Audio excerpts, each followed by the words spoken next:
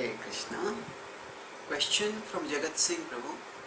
Does artificially covering our bodies with clothes make us obsessed about seeing other people's bodies? And because of this obsession, then people commit rapes.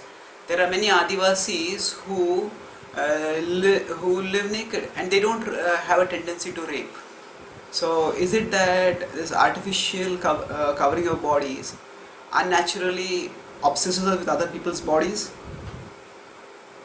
The answer: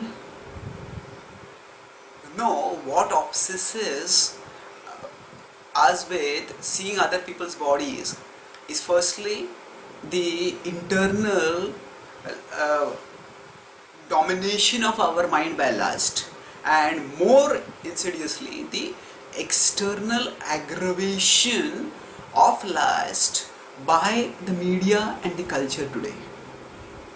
So, regarding whether wearing clothes is natural or not, is artificial or natural, I have already answered a separate question. Here I'll focus on whether covering the body with clothes aggravates lust, obsesses us with seeing other people's bodies. No. As far as tribals are concerned, if they do not have a tendency to say rape others and they wear unclothed, now that is two different points are getting mixed over here. In general, it's not that the tribals live celibate. It's not that if they were all living celibates, then they would die. There would be no procreation happening. So they have their own kind of culture and civilization, and in which they have their sexual relationships. Sometimes they have polygamy, polyandry, polygyny, whatever. They have their own form of sexual regulation. Now, in different cultures, different ways of dressing are there. So, in some cultures, among some tribals, they may not wear clothes. But the point is that it's not that just because they don't wear clothes, automatically they have become sense controlled. Even among tribals, there are fights. If you study the Native American civilization or some South African civilizations, often there are fight. If there is some beautiful woman and there are different two tribals who want to marry, they may fight till death. So, the point is, just not wearing clothes doesn't free people from bodily obsession. Yes, there may be some amount of regulation, but there is also a violence related with lust. So it's not that if we don't wear clothes, lust will go away. No, lust is very much there, and it will be expressed in its own way. Maybe not through rape, but there are, as I said, there are wars which happen over women and similar things like that.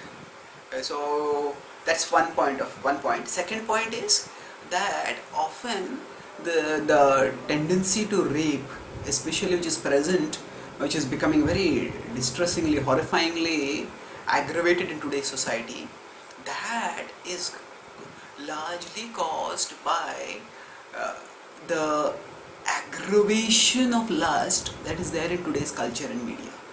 So people today are exposed to the kind of propagation, kind of sexual stimuli that has very rarely been there rarely if ever been there in human history.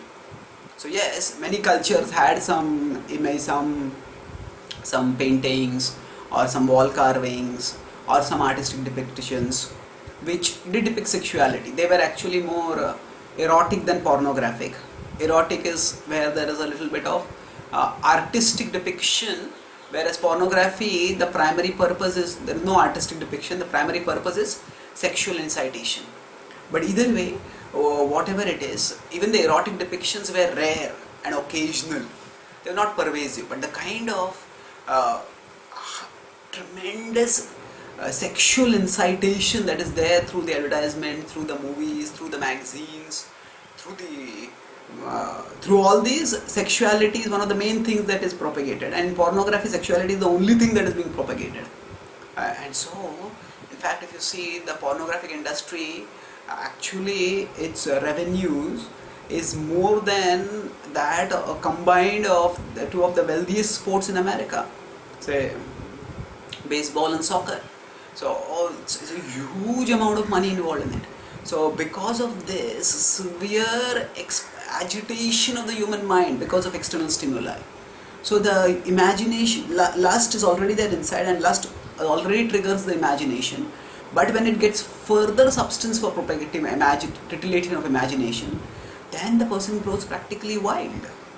So the point here is that if the Adivasis are not doing any violent sexual activities, no rape and this sort of forced sex, first of all, it's not that it doesn't happen at all in Adivasis, it may also happen. But if it is happening much more in modern society, in today's society, it is not because people are wearing clothes, it is because there is such unnatural aggravation of sexual urge. So now, okay, we may say that it is artificial to wear clothes, but then is it natural to have movies and websites which depict pornography? Aggressively sex is portrayed, and often brutal and violent forms of sex are portrayed. Where does that happen in nature like that? So we shouldn't take just one side of nature and just depict and say that that is natural.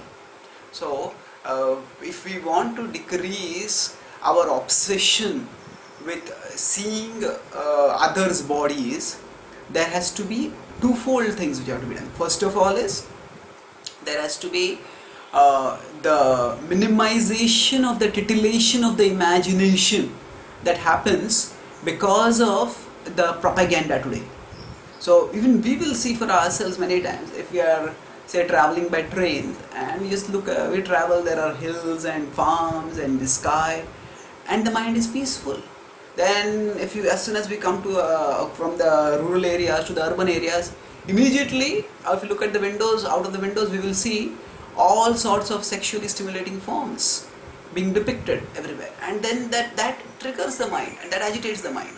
So if you want to decrease the obsession, see, obsession is caused by, first of all, external aggravation of the imagination, and that has to be minimized. And that's why civilized culture involves regulation. Yes, sex is a fact of life, but that doesn't mean that it has to be paraded everywhere. It has to be, that will only aggravate people, and that will make people, what happens is, there is in every society, there is the institution of marriage, and where the sexual urge can be satisfied. But when there is public depiction of sex, then the result of that is that the mind starts imagining more and more and more.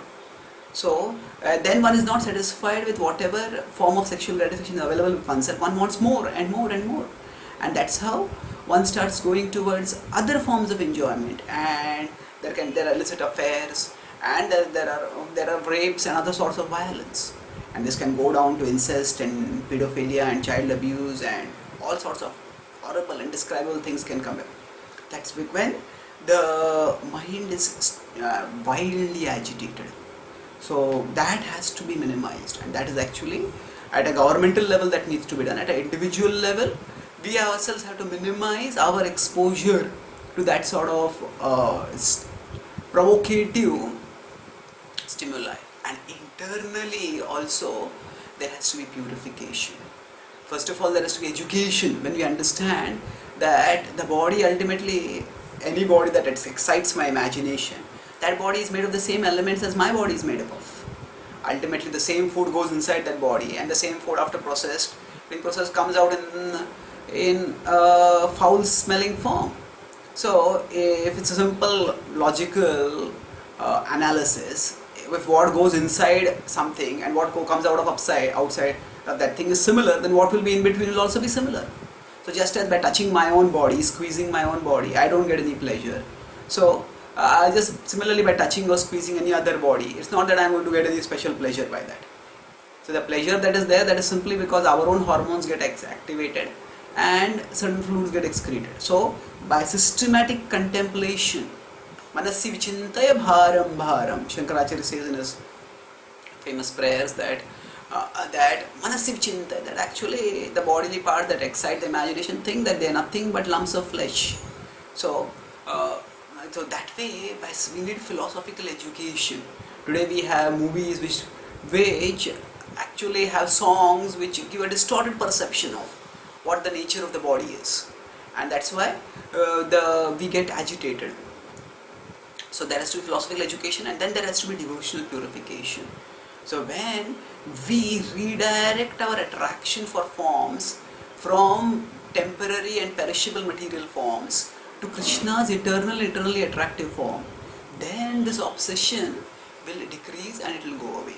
So we need education about the true nature of biological forms, and about the we need education about the truly attractive form of Krishna. And then by purification, especially which happens through Bhakti Yoga, then this obsession will go away. If instead we say that obsession is caused by covering clothes and we have uncovered clothes, people go around, all that will happen is the obsession will not go away. The obsession will lead to devastation. There will be brutality, there will be violence. We get a glimpse of this sort of thing when, say, one country conquers another country, and then the soldiers fall upon the women and make them into sexual victims. So nowadays actually war crimes, even gang rapes, organized rapes are becoming a very brutal fact of war. So the point is, when there are no external controls, then all hell breaks out.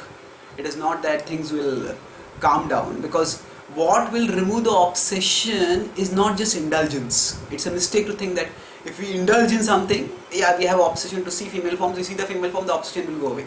No, the obsession will subside temporarily, but afterwards it will become aggravated. It's like putting fuel in fire. Na dahyati manah pritim pumsa kama tasya na jatu kama kamana upbhogena shamyati havisha krishna vartmeva bhuya eva abhivardate. Yes, when fuel is put in fire, the fire will not get extinguished, it will blaze all the more. Similarly, when there is visual stimulation for the eyes, if there are no clothes and people perceive everyone, what will happen is that will be like fuel going into the fire of lust that is there in our hearts, and that fire, temporarily there may be some satisfaction, but afterward there will be further aggravation, and there will be more and more degradation that will happen in society. So the obsession will go away when, first of all, there is no external aggravation of the imagination, and then there is internal education, so that the imagination gets silenced, imagination gets squelched, and then there is purification by which the satisfaction that we want by looking at beautiful forms, that satisfaction comes by beholding Krishna's beautiful form and becoming attracted to that all-attractive form, which brings us everlasting satisfaction. The beauty of this world, even if we look at it, it actually agitates the mind. When we behold Krishna's beauty, that pacifies, purifies and satisfies the heart. Thank you.